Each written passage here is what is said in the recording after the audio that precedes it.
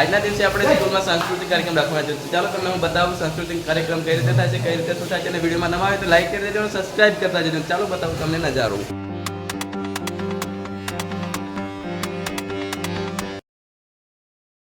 પ્રવૃત્તિ છે લોકગીત. તો ચાલો બતાવું તમને લોકગીત ગાય છે.